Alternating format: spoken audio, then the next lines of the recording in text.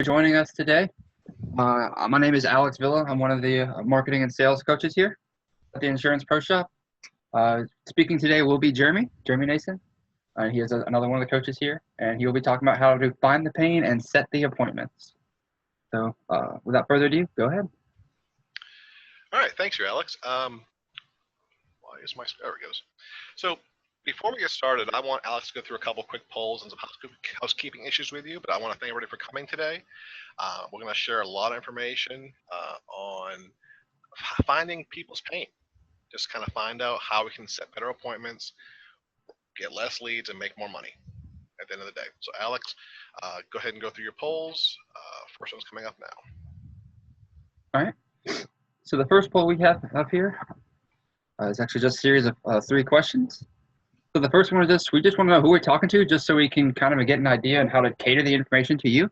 So just how long have you been in the insurance industry? And then the second one is just, again, just so we can get an idea of who we talk to, how we can best help you. What is your average commission per home for the clients that you meet with? And also with those clients, what is your average closing percentage? And please be honest, these are completely confidential. It's just mostly for our information so we can help you better. Leave it up there for about another minute.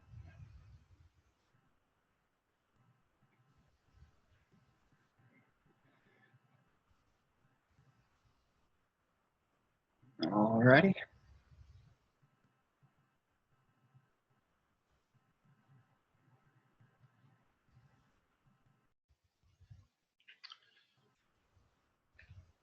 All right, so thank you for that, everybody, for answering those questions. So the vast majority of people we have in the class are going to be newer in the business, less than 2 to 5 years, a couple of veterans. There's 4 of you have been in the years 16 plus. That's awesome. I commend you for being in the business this long. It's a hard business, and if you've been in that long, you're doing something right. Okay. Per typical, we hold this webinar, these webinars frequently, and that's one of the biggest things we find is people are not generating the amount of commissions they need to generate per the household. That's why the average sale is less than $600 per household. When whether you're selling mortgage insurance, final expense, selling insurance the typical product salesperson way, you're going to run into these lower sales, lower commissions. And the other not so surprising part is the closing percentage. We're taught as agents to be more order takers than anything else. By our FMOs and by the people who train us.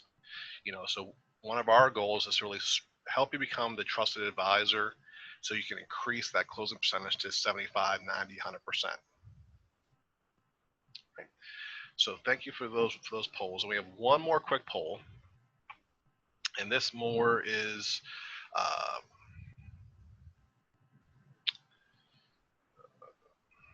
why is my other poll not there? All right, while you're looking for that real quick, Jeremy. Yep. I'm just gonna go through a couple housekeeping issues. First of all, if you have any questions throughout this, there is a chat thing on the bottom in the Q&A, so just feel free to put them in there. I will be monitoring them throughout the day, but we probably won't be answering them until the end. One of the biggest questions we get is, is this being recorded? Yes, and everyone that has signed up will receive it at the end. Usually takes us about 22 minutes to an hour after it's over. All right, thank you. All right, for the next poll question, I have a question for you guys. So I wanted just a real brief answer. Okay, what is the biggest obstacle to setting an appointment? What do you feel is the biggest obstacle? And we'll let that roll for about a minute or so.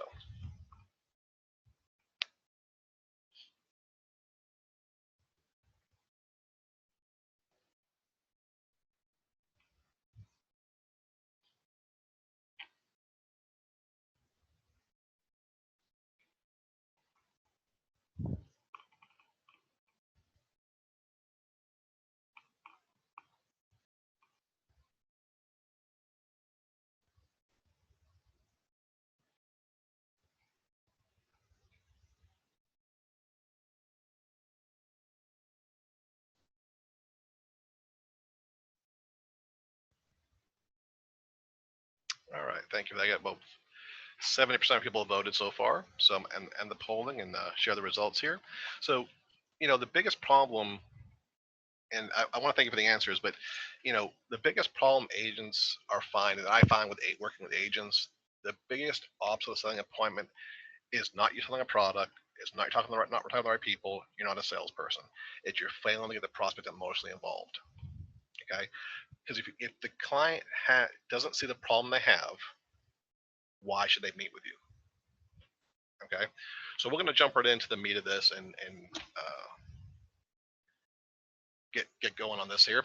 So what we're going to talk about over the next 45 minutes to an hour, we're going to talk to you how to set 9 out of 10 appointments with people you talk to. People you already know, people you meet in the grocery store, anybody who's around you, anybody you have a conversation with, we want to help you get appointments with them. We want to talk about the problems you can solve for your prospects. Like I said before, if there's no problem, there can be no solution. How to use questions to see and understand the problems they're facing. It's all about helping people take ownership of the issues they have. How to use questions to help process answer them objections. We all have the objection, I can't afford it, it's not for me, we've heard them all. But if you can answer the objections before they have them, how much easier that make your job? And how to use questions prospects to help them sell themselves, how to close themselves with the appointment, how to close them with a sale. It's all about the questions we ask and how we ask it. So before I start jumping into all the meat and why we do this and so forth, I want to tell you my story. Okay, now some of you know me, some have read my articles on LinkedIn and Facebook and on the Pro Shop and the newsletters and so forth, maybe see me on video or webinar before. But one thing I'd like to share is the story of how and when I learned why I needed to ask questions. Okay, and if some of you coaching me, you probably heard this from Lou before. It's been a lot of my emails, and I love this story because it tells the whole truth. Okay, so I started business when I was 17 years old. Okay, sweeping floors, stapling, contracts and application, processing apps, doing the mundane clerical, learn the business from the ground up stuff. Okay, at 19, I got an insurance license, and actually formally got started selling. All right, now being Lou's son and between 17 and 19 years old, you can't listen to dad. Dad's never right, so you have to kind of forge your own path as a teenager. We've all been there, right? So struggling my first year in the business, really struggling, making small term sales, if anything, struggling to make appointments on the phone. I was doing a lot of cold calling back then, being 19 and broke for the most part, so I had to dial for dollars a lot of times, and I couldn't buy an appointment. And Lou would always tell me, if you ask enough questions, you can get an appointment with anybody. And I'm like, I've been trying to ask questions, I ain't getting nowhere. So one night we're at the office late doing a calling session with with another agent I had. We were training. He was a couple years older than I was. And we're sitting in Lou's office, and we can't buy an appointment. We're trying to call, can't get an appointment for anything to save our lives. So we decided. So Lou took it upon himself to, sit us down, give us a pep talk, and tell us if you ask enough questions, you can set an appointment with anybody. And he's getting dumb looks from me and this other agent, Alfred, and just getting really frustrated. So he says, "Okay, we're gonna take a smoke break and go downstairs." Now he smokes cigars, so we had a smoking section in our parking garage. Hence the parking garage picture on the screen. So down in the basement of the parking garage at the smoking section, we're sitting there, and he's explaining to us, all about the who, what, where, when, how, and why questions, getting people emotionally involved, and he's getting just the dumb looks from me and this other agent. So this lady gets off the elevator, and he just turns around and asks her, "Ma'am, if you don't mind me asking, do you have a mortgage on your home?" And she's like, "Yeah." Okay, and if something were to happen to you or your spouse, what would happen to your mortgage? Would you be able to pay it? No. Okay. Well, do you have the type of insurance that will pay off your home if something were to happen to you or your spouse? And it was a no. Is there any particular reason why you don't have that type of insurance? Never thought of it, never can't afford it. Well, if I can show you how to get use the money you're already currently spending to get the coverage you really truly want and need, is what we're talking about. And immediately he had an appointment. So me and the other agent, dumbfounded at this point, said that was a fluke. She knew you were in sales. She was just playing along role playing. So he did it again and again and again that same trip and made 3 or 4 appointments that night. So at that point, I immediately knew, wow, I need to listen to Dad. All right. Came that realization, the other agent, came that realization that, hey, we need to listen to Lou. He knows what he's talking about, and we need to start using these questions, to be able to get people to help them see the problem they have and why we help them solve that problem. Okay. So that's when we really started to take advantage of this, or not take advantage, but start using this in our daily technique, on the phone and in person with people, sitting at the bar across the street, talking to people in the business building next door and so forth. And we would start making appointments pretty regularly just by asking questions and helping people understand the problem they had. So that's kind of my background. That's why I share that. But the bottom line is, we all want to make it easier to set appointments. That's one of the hardest things I hear from agents every day is, I'm struggling making appointments. I can't get people to sit down and talk to me. And they think they need to sit with more people because they can't make an appointment. And I'm telling you, if you do this right, you won't need to talk to half as many people as you are right now, or buy half as many leads.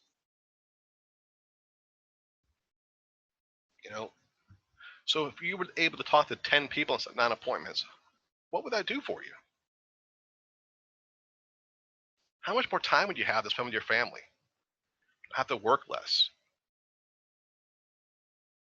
Be able to play golf more? What would that mean to you? How much money will it save you if you could only have to buy 10 leads a week versus 20? I have guys all over the country that I hear, will make $150,000, $200,000 a year, but they're spending between 75 and 125 on their leads to make 100K. That's working way too hard. And your closing percentage is terrible, I can tell you that. Your lead percentage is terrible if you're buying that many leads. And how much stress would that eliminate? If you could just talk to people instead of having to worry or tell people everything or be always trying to sell people. So you knew if you just talk to 10 people, you're going to make 9 appointments. Or just talk to 10 people and make 5 appointments. How much better off would you be? So how do we get you there? You have to help people identify and to help people solve their financial problems. That's what it's all about. It's helping people see the problem they have and why they need to meet with you to solve it. We've all heard the stories of used car salespeople in this industry and the termites and product pushers. You've heard these terms before. The order takers. These people are just selling product. And it may solve a small problem they have, but they're not looking at the big picture. So the best way to get appointments with 9 or 10 people you talk to is to help people identify the problem. I want to go through some questions in a few minutes on that, how to do that. So if people don't understand the problems they face today and how you can help them, why should they meet with you? They're not going to meet with you because you think you're a nice guy or gal. No one wants to meet with a salesperson. No one wants to refer a salesperson. So if you learn, one thing or 2 things today, get out the frame on that you're a salesperson. Selling insurance is a byproduct of what we do. The big picture is we're people helpers. We're the givers of information that can help people change their lives. And when we can share that message and share that power of things we can help people change, we give them all kinds of reason to meet with us. Does that make sense?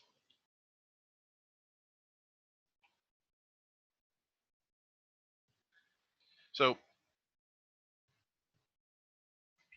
setting the appointment's the first sale to your prospect. So I have people all the time hiring telemarketers, using lead companies, all these things. When if you market and ask the questions and help people see the problems, you're making the first sale yourself. You don't need all these services. This is the most critical function we have to do every day. Because it doesn't matter how smart you are, how much product knowledge you have, what sales concepts you have. If you don't have people to see, it's all useless crap. So you have to make that first sale to these prospects, help them see the problem they have. You got to sell them on why they need to meet with you.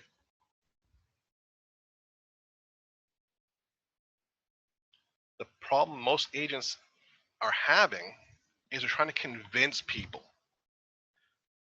Convince them of how great their product is. Convincing them how much money they can have. Greed, the greed sales out there, that's what they are. They're greed sales. They don't stick. You have to help people see the bottom line problem that you're trying to help them fix.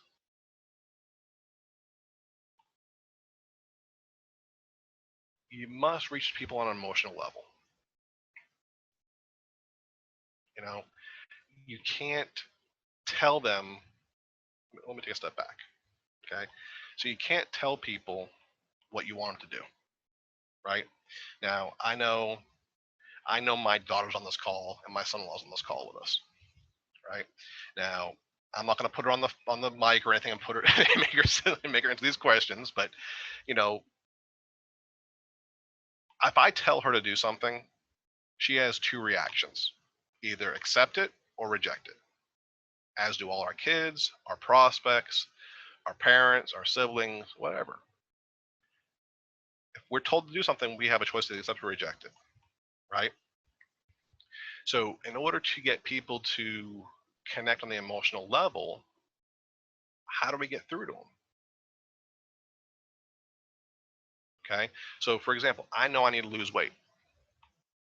I'm a big dude. Always have been. Probably could lose 100 pounds and still be a little overweight. Okay, now I've been told by doctors for years, family members for years, Jeremy, you need to lose weight, need to lose weight, need to lose weight. And what do? What do most people do in that situation? They reject it. It's confrontational. They don't want to deal with that crap. Now, if they were smart, I'm not saying my families aren't smart, but I'm saying if they want to reach me on that level, they have to ask questions. And this is what my wife has done and my nephew has done to me over the last year is, Jeremy, how much better off would you feel if you were 50 pounds lighter? If you lost that 50 pounds, would you be able to go out and run with the kids more at baseball? Would you be able to play ultimate frisbee with us on Wednesday nights? How much better would you feel having all the extra energy if you weren't so heavy? It all comes down to helping people see the problem they have. Whether they're a smoker, an overspender, they're just not planning for their retirement properly. They're worried about their mortgage. They have too much debt. We can tell them anything we want because we're going to listen. When you reach them on an emotional level, help them see the problem. Now they want to listen. You just get them thinking about their problems. Period. If they don't see the problem, they're not going to want to meet with you. You have to take ownership of the problems. And what I mean by that, you have to make them want to fix it. Now, you don't want to scare the crap out of people, but you want to reach them and disturb them. I use this example all the time. Mr. and Mrs. Smith, you lost, 30% of the market, no weight. How much more are you willing to lose? What's going to happen if we have another dive in 2017? What's that going to mean for your retirement? What would you like to see happen to your money? How do you feel about your money? How do you feel about the losses you suffered? How long do you have the money for you to grow that money back? Do you have time to?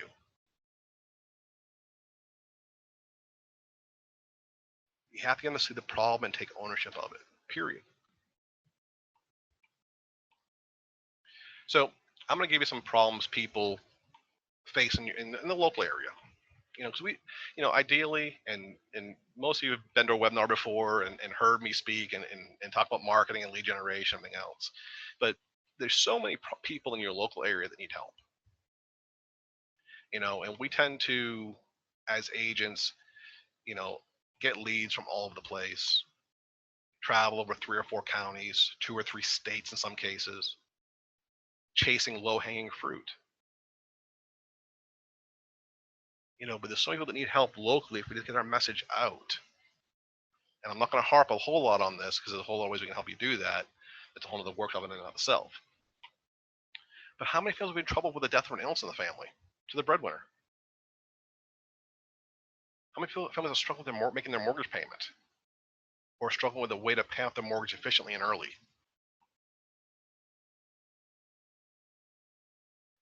How many families worry about sending their kids to college? Having issues saving for retirement? Worry about living their money? I mean, there's so many different problems families face.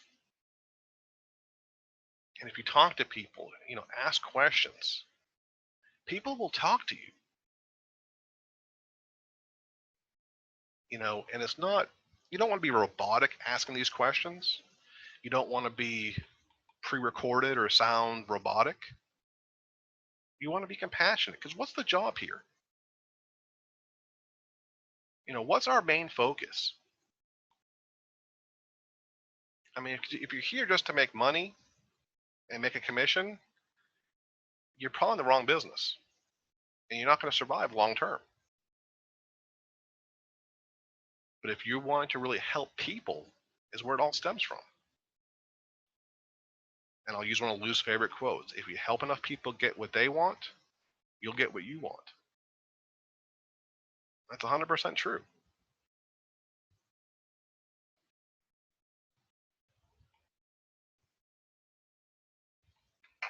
So here's one of my favorite quotes.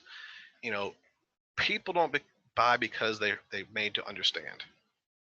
They buy because they feel understood. It goes back to a simple philosophy. When you're compassionate and want to help people, you understand. It's understood what they want to accomplish. It's all about helping people at the end of the day. So I'll give you an example of this. Okay, so if you go into a hardware store, Home Depot, Lowe's, Ace Hardware, wherever you shop, all right, and you ask for a 1/4-inch drill bit, the salespeople, they're salespeople on the floor. They're not just sales associates; they're salespeople. They should be there to help you, right? So what's the response you normally get from these people? Oh, I drill bits, aisle 6 halfway down, whatever, right? Now, if the salesperson is good, what should he be asking you?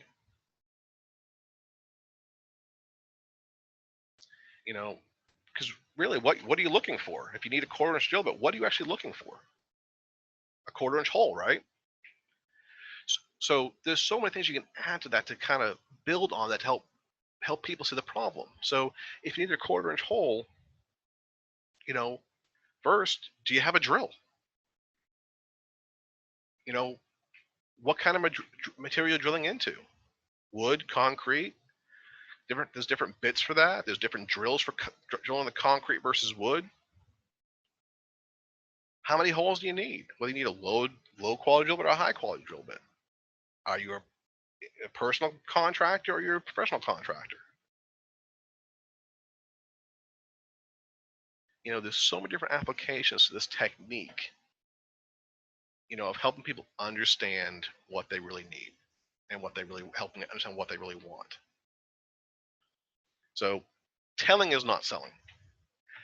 I hear guys and gals every day, well, I was telling the client this, telling the client that. Well, that's your first mistake. Telling is not selling. Telling people leads to an objection. They can accept or reject what you're saying.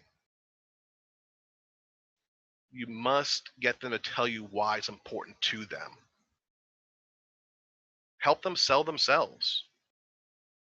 I'm not saying manipulate people. I'm not saying, you take advantage of people's, nature in this, but you want to help them get them to sell themselves. If you tell people, if you're telling them what to do, you're just on the still trying to make a sale. Period.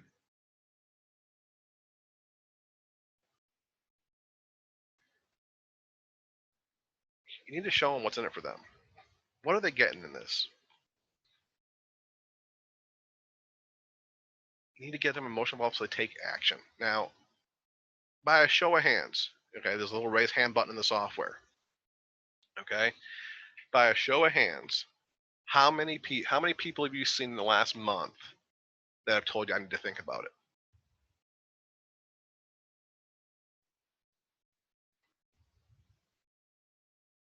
It's horrible, right?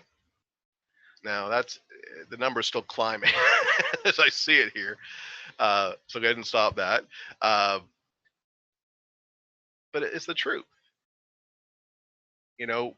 If we're telling people stuff, if we're showing them, yeah, it may benefit them, but if they need to think about it, we miss the problem. 99.9% of the time. I've been guilty of it. Lou's been guilty of it. We jump to conclusions sometimes. We go on preconceived notions, and we don't focus on what's on the best interest of the client. What's their biggest problem they have?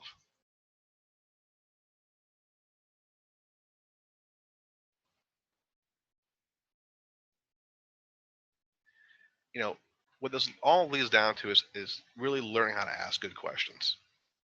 And now we're going to go into some simple sample questions to kind of see what I'm talking about. So I don't have anybody to role play with, so I'll just kind of go through these really quickly. So if you talk to people, whether you're in any kind of setting,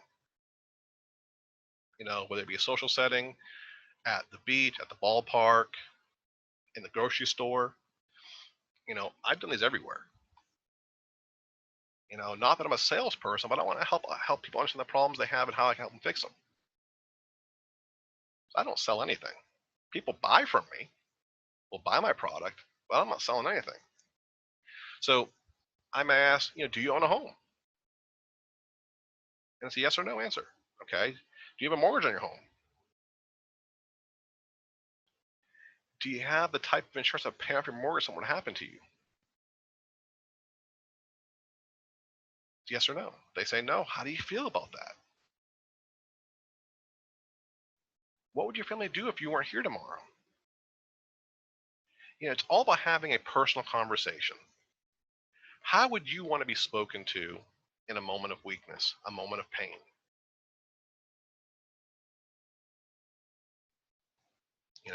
And I'm going to teach you this question right here on the bottom. This is one you can use in just about every situation, whether you're selling final expense door to door, mortgage insurance over the phone. I don't care what you're doing. If you learn this one, it will help you immensely by itself.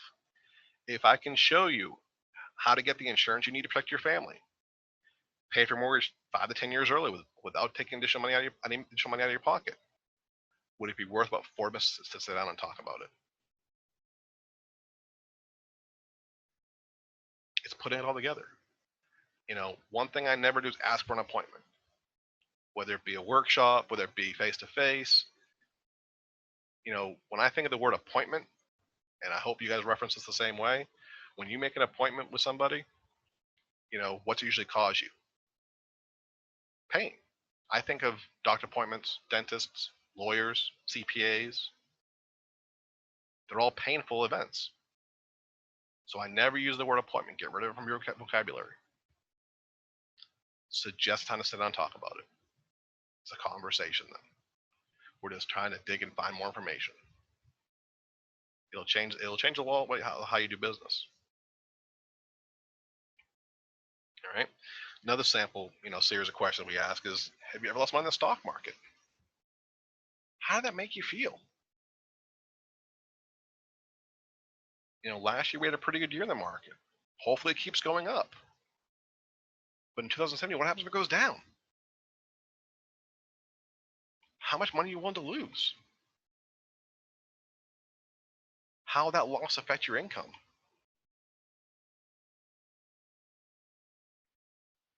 How much would it affect your income if the market is for another couple of years, stays flat, or goes negative for 3 or 4 years in a row? How do you feel about that?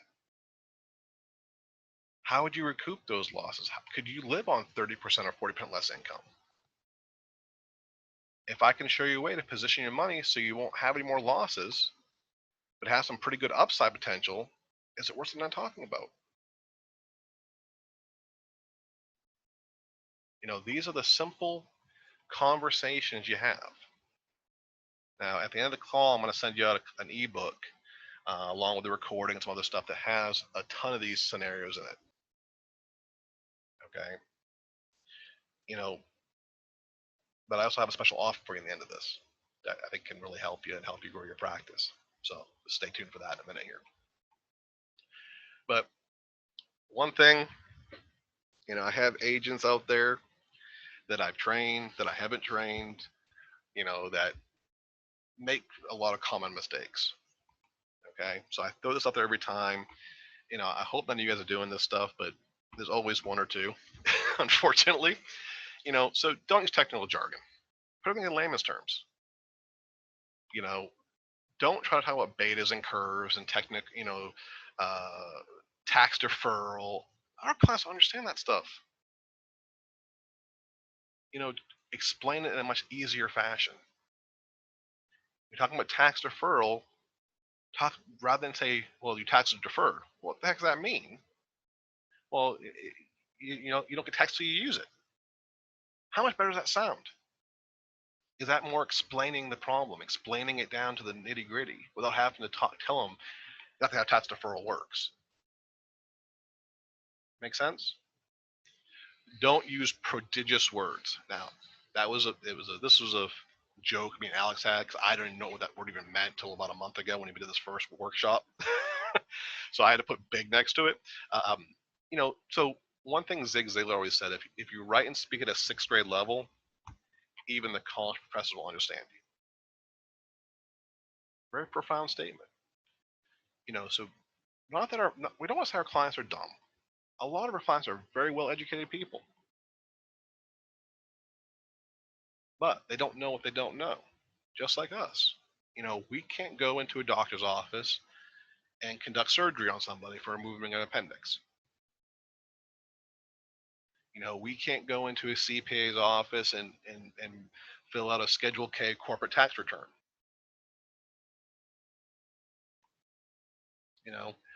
We know what we know.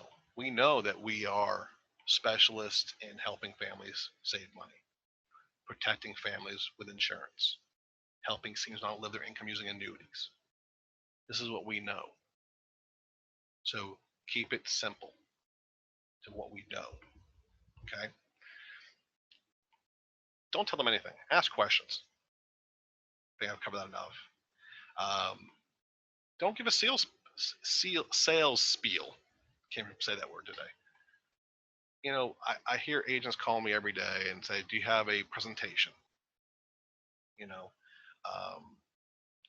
CAN presentation for making appointments, a CAN presentation for, selling the prospect. You don't need it. If you ask the question to set the appointment, you ask the questions during the fact find, you won't need it. I haven't used a sales pitch since I was 19, 20 years old, when I stopped using a track book back in the old days, before we had computers in every house. Okay? Don't try to wing it. Be rehearsed. You must practice this. I know you can talk to Alex, my wife, my kids, forever and a day. I use these questions. I teach the agents on the phone every single day. That's how I get my practice in. But when I learned this, I was horrible at it. And I know if Lou was here, he'd tell you a quick story about me and my brother Will. We used to sit and, when we both worked for Lou back when we were younger, learn this technique. We took a while to learn it. And so we practiced with each other. And throughout the day, we had offices across the building. So we'd always holler questions back and forth, and the first one to make a statement loses. And at first it was, one question, one statement, lost, and then it would get up to, 50, 60 questions before someone would screw up. So practice, practice, practice. Practice with your wife, practice with your spouse, your kids.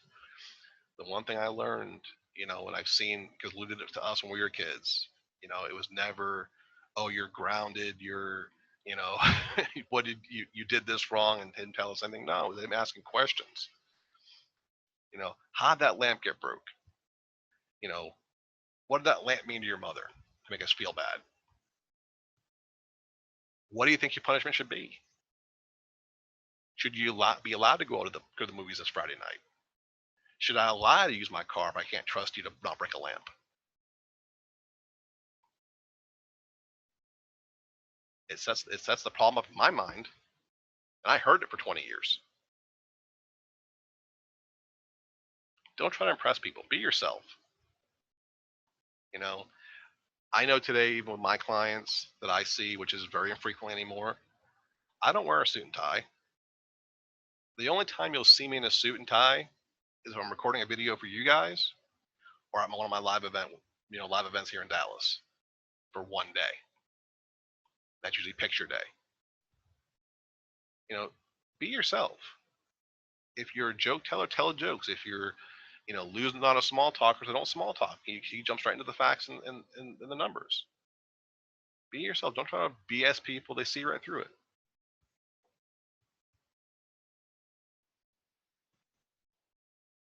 And I know I'm running a little long-winded today, so I apologize.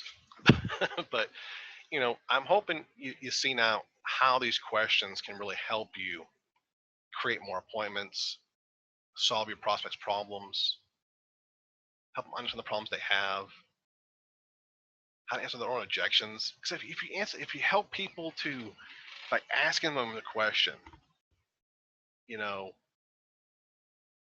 help, not really to sell them the insurance, to say, if I tell you, hey, Jeremy, you need about 300,000 of insurance, I'm gonna say no. 100,000 is more than enough for me. Pay up a mortgage and I'm happy. But if you make it their idea, so Jeremy, if something would happen to you, how much do you owe on your home? Well, I owe 125,000. Okay, so how much insurance do you have right now? Well, 100,000. So that would leave your family $25,000 of insurance left, right? Yep. Okay. How long would that last them, based on your current income? Then what would they do? How long would you want them to have income if you weren't here? Yeah, the mortgage is paid off, but that doesn't leave them anything to live on. How are they going to pay for groceries? So how much money do you make now? Well, I make $100,000 a year. So just for 10 years of replacement income, you need about $1 million, right? Yeah, minimum. Will that last them a good while? Yeah. Does that make sense? Mm-hmm.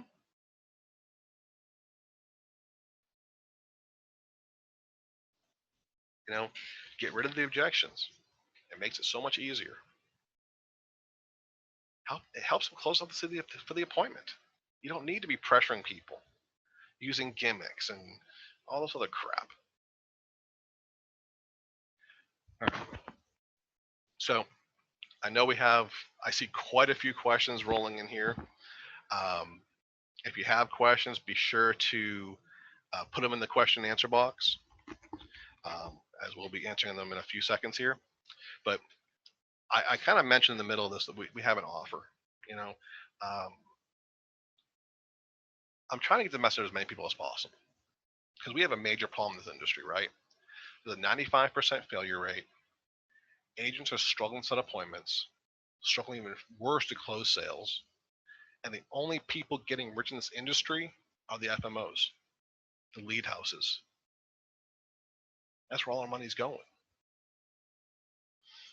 So we need to make a change in this industry. So we need to streamline a few things and educate, you, the agency, educate the end consumer. All right. Because right now, we know the economy in this country is not great.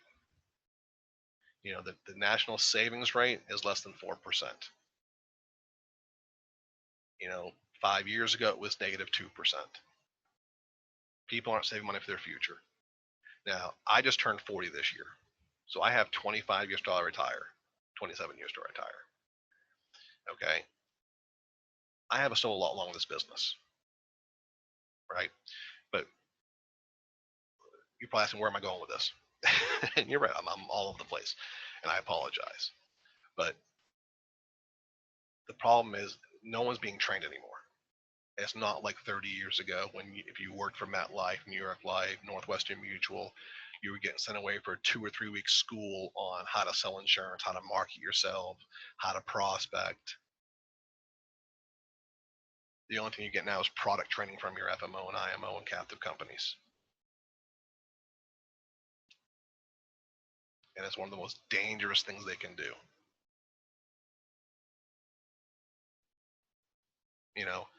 I hear stories every day. I see this firsthand every day in the trenches. When I'm working on my cases, doing my case reviews with agents, training agents all over the country, all over the world, of having products missold to people. And it's disgusting. People are putting 100% of their assets that were in the stock market in a income annuity they don't need income from, solely for the biggest commission. Years ago, people were pulling equity in people's homes to fund large target premium IUL products to get the max commission possible. There's a lot of unscrupulous people in this business. A lot. And if we don't make a solid change quickly, we're going to put our industry in jeopardy. Look what's happened with the DOL change this past year. That change is solely directed to the people, as I call them, stock monkeys out there who are selling people, putting people on money, all at risk, and the agents who are selling these large annuities that are completely unsuitable and sold improperly for the biggest commission possible. We have to make a change, and it all starts in one spot. It starts right here. By taking the time to learn something that's going to benefit your practice so you can help more people. All right. So that's why I do this. I sell these all day for $500 a pop. All day long. I don't need to discount this. I want to discount this. I want to help you guys. Because the more people my message goes out to, the more people I train, you guys, the more people you guys can go and help. So when I started the business, when me and started the business in 1999, okay, we were a large FMO. I had, I think, close to 2,000 agents in Florida. Okay. And we were making good money. And I know I can go make more money than I'm making right now selling. Okay. But how many clients can I service in a 1 year period? I think one of my best years, I think I worked with 60 or 70 clients.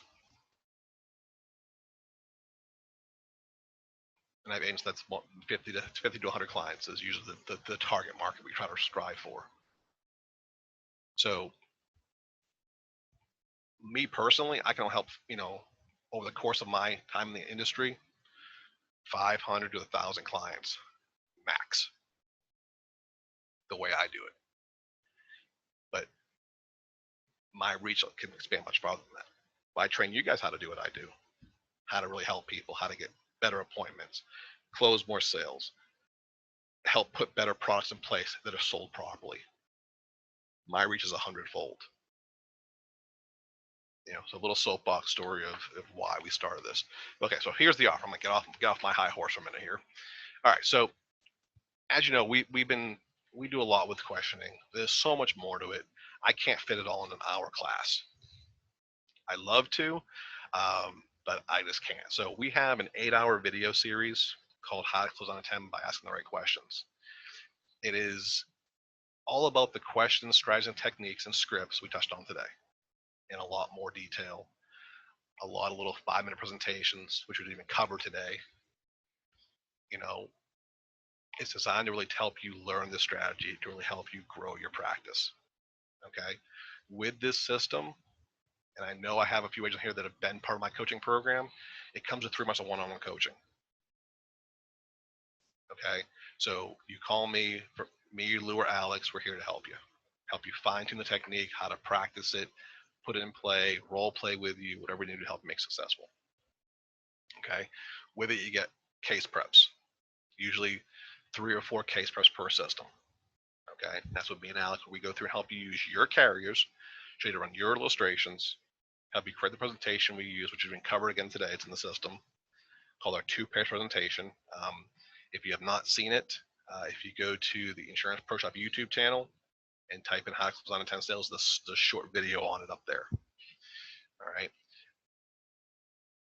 When we're helping agents with these case preps, we have a 97% closing rate. I know it's high, but it's factual. And those are from, little, $100 a month premiums up to the largest one we think we've closed this year is for a little over 1.2 million of annuity premium. So we can really help you increase your case size dramatically. All right. It has a 90-day money back guarantee. So if you don't see any results in 90 days, if you put the effort, don't see it, I'll buy it back from you. All right. So until Monday, the 24th, you can save $175 on this. Okay. It's only $325 plus shipping, which is $21. Use the promo code SAVE35 and you can get it, have it shipped to you 2-day priority mail in most cases. If you're outside the United States, it might be a little more expensive on the shipping charge. I think I have a couple of people overseas on here. But I mean, we're here to help you guys. That's the bottom line. I do these webinars, to put the message out.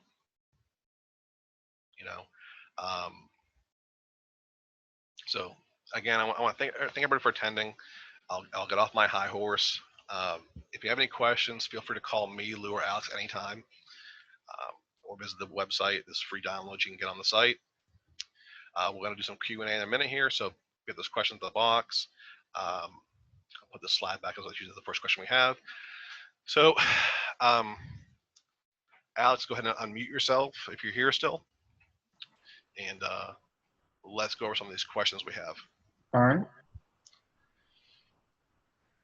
The first one was from Debbie. She said, how can you move forward if they say they don't have a mortgage?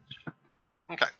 Well, I mean, when we're targeting people, depends on the situation. If we're in a social setting where this question was asked, I may change it. So, okay, so you don't have a mortgage, so do you rent? Okay, and if you weren't here tomorrow, would you be able to afford the rent if you weren't here? So it's a very similar style, so it's changing gears a little bit. So we forget about the point of the mortgage protection, but talk about, the life insurance need being that, hey, if they're not here, they'll lose that income. Then what are they going to do? Make sense? All right, next question, Alex. You said without getting, Mariah asked, you said without getting additional money out of your pocket. Actually, the insurance has a price, so it's not exactly the truth. As you say like that, isn't it? Well, it is and it isn't. We're not saying that we're giving them free insurance. We're showing them how they can reposition assets so they can get the insurance they really want. So moving money from pocket A to pocket B. So we're not asking to spend additional money out of pocket, because we're not. We're helping them reposition money they're already spending. So when we look at different areas of what they're paying on extra mortgage payments, if they're making those extra mortgage payments, 401k contribute above the match, other qualified plans, overpayment and taxes, getting into some of the, cable bills, that kind of stuff in rare cases. I mean, there's hundreds of areas to find money for people in all circumstances. It's just a matter of asking the questions to help them see the problem, and then people open up to you on it. Because once you establish yourself as more of the trusted advisor they've been looking for right from the start, people open up to tell you all kinds of things about their finances. I've had people talk about their love lives. I really don't care about, all kinds of weird stuff. but they look at me as a friend in the end. That I'm the advisor here to help them, save them money, help them get the retirement they dreamed of. Make sense? All right. Next All question, right. Alex. Brooks asks, what question would you ask if the prospect sees a problem but is adamant about purchasing only term insurance because their advisor told them that cash value insurance is a waste? Okay. I'll tell you the simplest answer to that: make them a client first. Okay. And what I mean by that is if someone wants term insurance and they're dead set on it, give it to them. Make them a client first. That gives us time that we can go back and convert it, help them educate them, share information that's going to help them come up with that conclusion on their own. Make sense? All right. And Ali Harmalani asks, is this a cold approach to average people with all walks of life, and you flat out approach them on the street, in the supermarket, at Starbucks? I've done it everywhere. When I was new in sales, I used the 5-foot rule. So if I was at the bar across the street from the office, I was in the supermarket down the street, anybody within 5 feet was a prospect. I use that old philosophy. Now I was selling mostly just mortgage protection down in South Florida, so everybody owned a home where I was. There's a lot of older people. Okay, but yeah, I mean, you could use it in any circumstance. You just want to be wary. Typically I want to get people to talk to me first. So if I don't want to be just randomly walking me asking me if you have a mortgage in your home, you got to have the open a conversation first in that case. If you're in a grocery store or whatever. So typically when I was out, prospecting in my younger days, when I was doing the 5-foot rule, I had a polo shirt on, usually with found money management on it or something. That people ask, well, what is found money management? And that would open up a conversation. Or I'd ask people, what they did for work, and wait for them to ask me back, what do you do, as we're waiting in line at the grocery store. So it really depends on, creating some small talk, and then you can get into that, so when people ask you what you do, it's coming up with having that, a good question to follow up with them. Make sense? All right.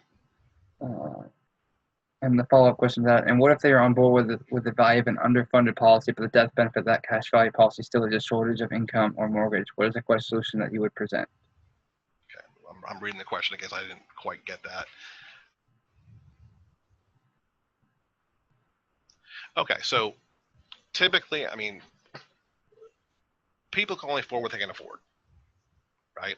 So if you're coming out of pocket and asking them to throw out of pocket, you're gonna run into this problem a lot more than not, where they love the idea of the cash value policy, but can't afford the full amount permanent. So split it. Put a term rider on the policy. As insurance agents, and I hate using that terminology, but that's what we are in a lot of ways. What's job number one? Well, job number one is protect the family. Protect them, cover them, insure them. Okay, so yeah, so if they only have $200 to spend, I'll put 150 in a permanent, max funded, whole life, UL, whatever, and then buy the deals with the term insurance to cover the rest of the death benefit they need. Make sense?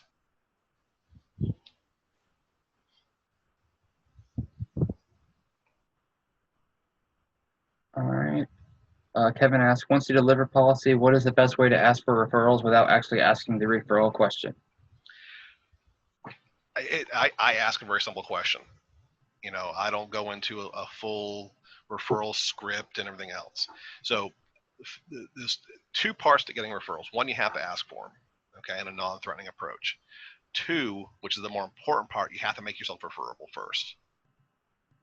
Okay, so if you're out just selling policies, as a order taker style or hard selling, pushing products, the used car salesman approach, you're not going to get referrals. Very rarely you'll get a referral.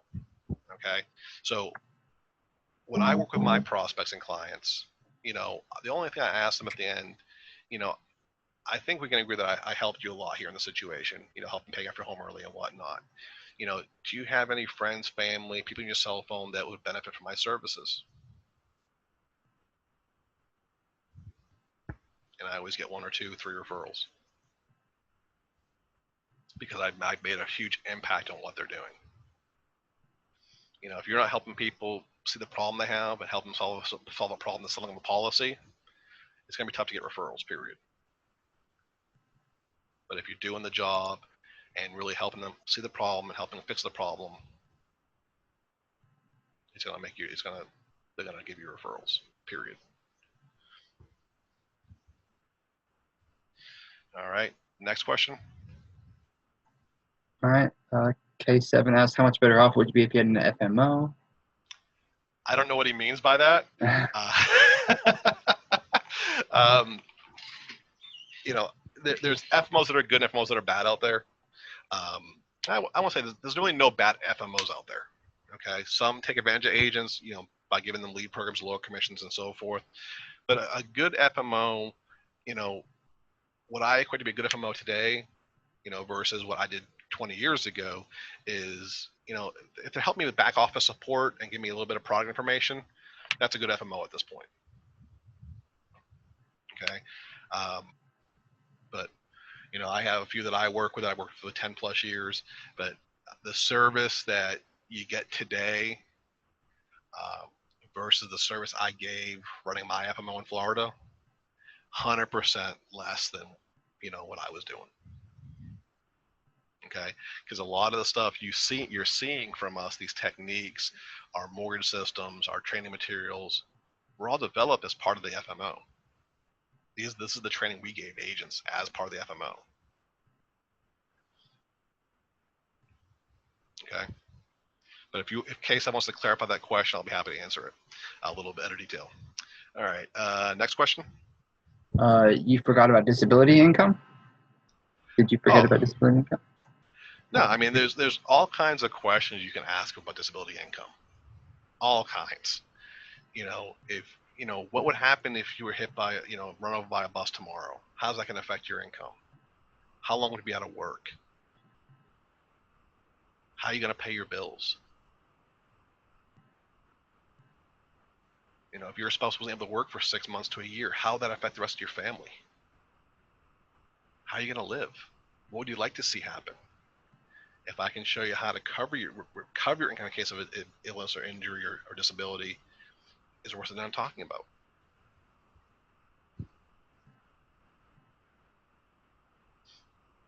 You know, there's all kinds of ways. You know, if you the ebook I'm going to send you has a lot of these questions in there. The videos have even more. You know, I don't think I talked about this early on, but you know, I have agents in different industries, you know, using this training, the questioning. You know, I taught it to CPAs, attorneys. I have a couple door-to-door cable people who use this technique, replacement windows, roofers,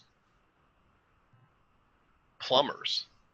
You know, it's all walks of life. I mean, everybody's a salesperson out there. Commission, non-commission, salaried salespeople, whatever. But if we all ask questions, we all be a lot better off. You know, roofing is a key example. If your roof blew off tomorrow, what's going to happen to you and your family? How much is going to replace your roof if something happens to it?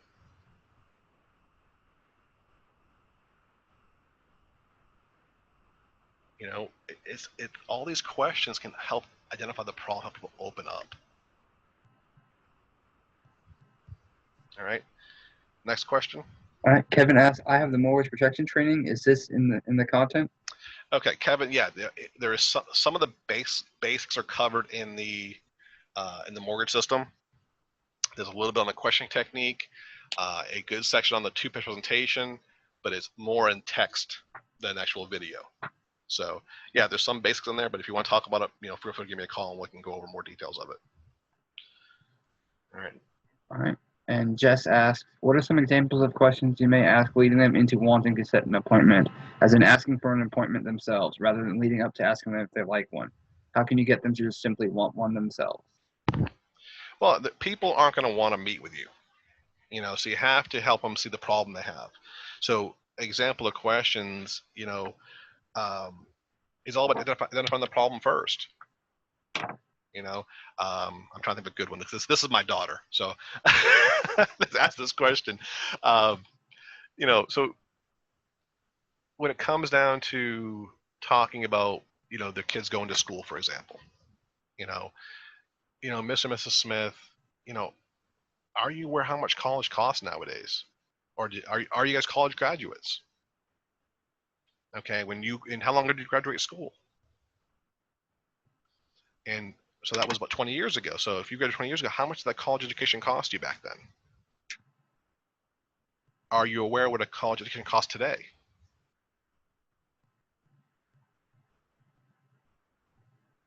You know, are you going to be able to run a check for each of your kids for $125,000 for a 4-year education? If I can show you a way to put some money aside to help them pay for college, but also hide your assets for college financial aid purposes, is it worth it I'm talking about? Does that make sense?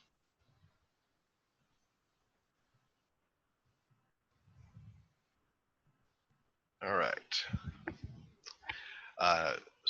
Okay. So next question. Hate to be generic, but would you reply to the "I'm not interested" before after presentation? Okay. So I guess this is more of a two-part answer here. Depending on when you're meeting with people, if they're coming to a workshop, you know, at an event you're hosting, reply to a mail, and then they say they're not interested, you didn't hit the problem. People aren't going to sit with an agent because they don't have a problem. We have to uncover it, help them see it in more detail. Okay, so a lot of times as agents, and I get this every day from people, is they find one little problem. They go in the home, they start their fact find, or they got a lead card from the mortgage company, and they find that people need mortgage insurance, and they jump right on that. And the people just want help. So a lot of times when I do a fact find or do a presentation, I go in there, for mortgage protection first as the door opener, and talk about that. And that's why I start every fact find a certain way. But once I'm in the door, I have to uncover. That's why I do a real good fact find, uncover the different problems, because their bigger problem may be debt, maybe we're over retirement, maybe we're over the college education with their kids, maybe the mortgage payment next month because their debt's so far out of control. Whatever it is, I'm going to uncover that problem. So typically, the time you get the "I'm not interested" in that context is if you miss the problem. Now, a lot of people will use that "I'm not interested" in a social setting as a blow off. Okay, it's a pushback, and some people may not be interested because it's the wrong time for them. So some people are just resistant. They see through salespeople. So unless you have a real good way to convey that message, you'll get that occasionally. But as you work through that, I very rarely get it anymore. I haven't gotten it so long. I don't even know how long I'm not interested, because I can uncover so many different avenues and problems people are facing. Make sense? All right. Now, K7 asks, I have the older 9 out of 10 course from 2007. No, that's the older version. There's a newer version. The last one was recorded in 2012. I'm hoping to record another version next year. But the newest version is out right now. It's 2012 version. But K7, call me. There's actually a better price for you because you can upgrade that old system. All right. Someone asked, if I can show you how to pay off your college loans more rapidly, would that be of interest? It's a good start. Definitely on the right track. It's helping them see the problem first. So before you ask that question, I would be asking, so, you went to college, do you have any student loans? And how much are those loans costing you? How long did you defer them? What would you like to see happen? If I can show you a way to pay off those student loans more rapidly, what we're sitting down talking about. Problem first rather than solution. All right. Any other questions?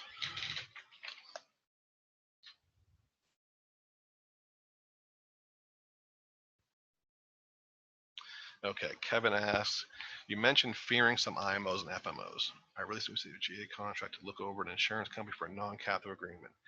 Is this an option for me for more protection and selling? Will this help me be more familiar? This system won't, but Kevin, call me.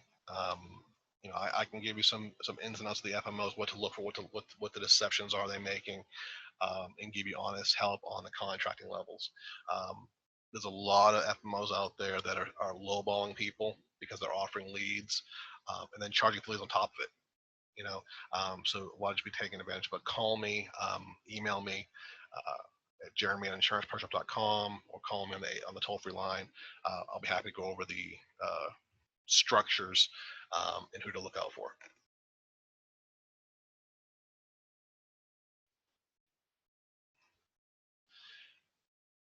All right.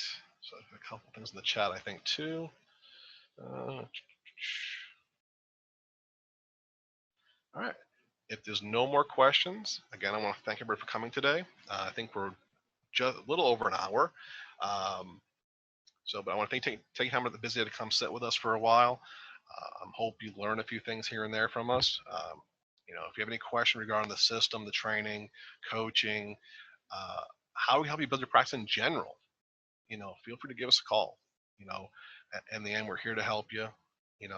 We're not some fly-by-night training company to take your money and not give you support.